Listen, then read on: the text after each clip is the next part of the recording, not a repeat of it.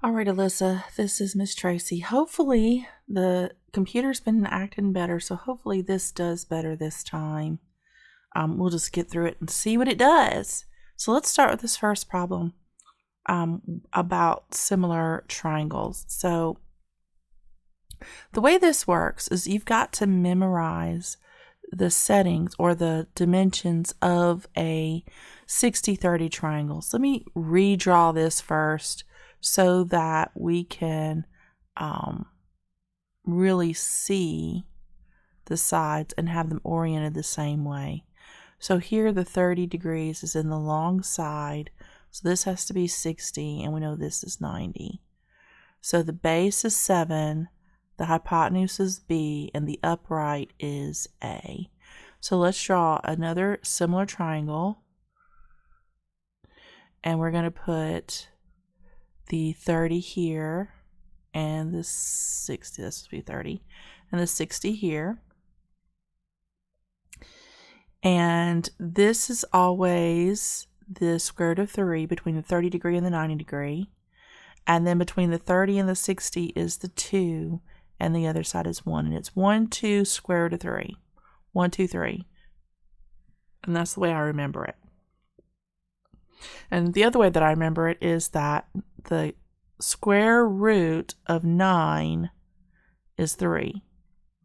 And 9 is the first digit of the 90. So that means the 3 goes on this side. And then 2 times 30 is 60. And that's how I remember that the 2 is on the hypotenuse, or it's on the slope side. And then 1 is just the side that's left. That's how I remember it in my head. So now that we have the original triangle and our similar triangle, we can create a proportion of all three. So we're going to call this the first triangle, and we'll call this the similar triangle. So let's just put an F for the first triangle and an S for the similar triangle. So the first goes on top and the similar goes on the bottom, just because that's my choice, right? So looking at the base, this side right here, we've got the first triangle is 7 and the second triangle is square root of 3. Now the height, we'll call that the height side, which is here. On the first triangle, it's A, and on the similar triangle, it's 1. And then the hypotenuse on the first triangle is B, and on the similar triangle, it's 2. So now that we have our proportion statements made, we can find a resolution. So let's do the first ones, or the first variable, which is A. 7 over square root of 3 is equal to A over 1, right? But A over 1, that's another way to just say A. So this is just 7 over square root of 3 is A. However, we don't like to leave a radical in the denominator, so we're going to multiply the numerator and the denominator by square root of 3. So that means the value of A is 7 times the square root of 3 over 3. So you have to remember your rules for fractions and radicals in the denominator. It all still applies exactly the same as it does for any other fraction with a radical in the denominator. You're still going to resolve that. So let's look at 7 over square root of 3 for B, B over 2. So 7 times 2 is 14. And then we have square root of 3 times B. Divide both sides by square root of 3. This would cancel. So we have square root of 3 in the denominator, so we're going to multiply the top and the bottom by square root of 3 to get rid of the radical in the denominator. So what we end up with is 14 times the square root of 3 over 3 is the value of B. So that may be where you're messing up on that one. You forgot about resolving the denominator with the radical sign, we don't want to leave it like that. We always want to get rid of the radical in the denominator when it's possible, right? Every time that we can. So let's look at the next problem you had. All right, so this one was another similar triangle problem. So this one is already kind of drawn in a shape that, you know, we can see. We don't have to redraw it to make it look, you know, make it oriented the way we want to. I'm going to draw a similar triangle to it. And this time it's 60 here and 30 here. But remember what I said. Between the 30 and the 90 is the square root of 3. Between 2 times 30, so 2 times 30 is 60. The other side is 1. So you always have to look for the degree of measure to find where each of these measurements is located.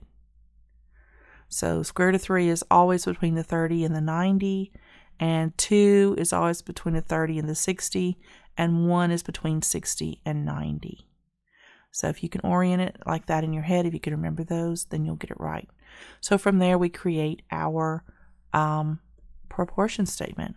So here's the first one, and here's the similar one.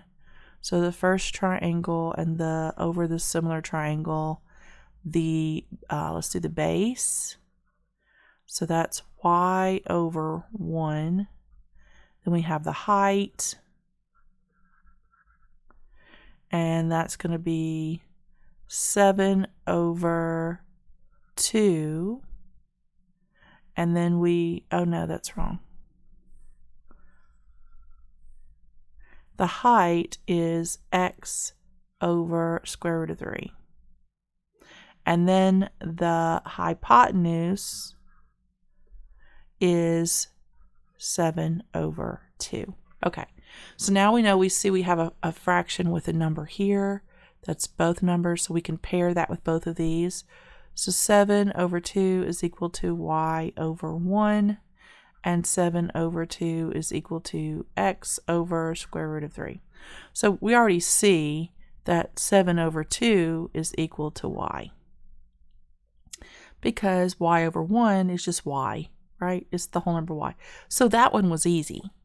So the answer to y is 7 over 2. No big deal. This one we're going to have to calculate a little bit. We got 7 times the square root of 3 is equal to 2x. Divide both sides by 2. 7 times the square root of 3 over 2 is equal to x, because those cancel. And that one wasn't very hard either. There was no radical in the denominator to have to resolve. So we were able to do that pretty quickly. So let's look at the next one. All right, so for this one, I'm not going to redraw because it's fairly straightforward. What is what? I'm going to just draw another one that matches it so I can keep all my sides oriented the same. Here's my 90, my 60, and my 30. So I know between the 30 and the 90, square root of 3, between the 60 and the 30 is the 2, and that's the 1. So now I can create my proportion statement. So again, I have the first triangle, and if you want to think of it, you could call that the second triangle. It works. So the first triangle over the second or the similar triangle, and we've got we'll call it the top, and that's going to be 5 over square root of 3. Then we've got the height, and that's going to be x over 1. And then we've got the hypotenuse, or the slant, and that's going to be y over 2. There's our proportions. So all we have to do now is use the one with both numbers and set that equal to both of the variable fractions. And then we have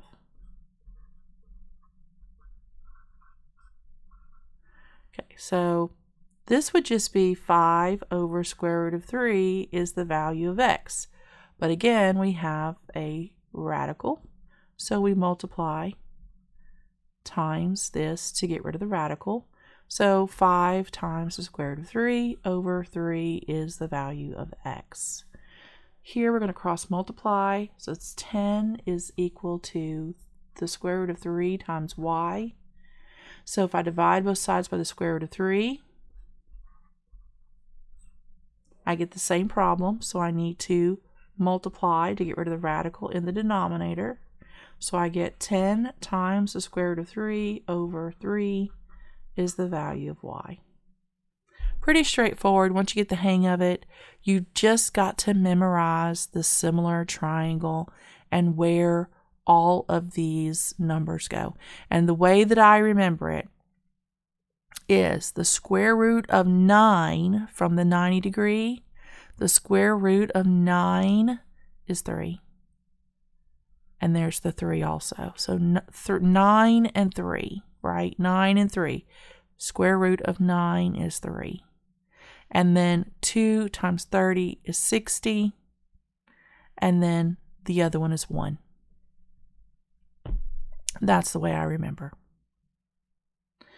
All right, it's usually the shortest side is 1, usually.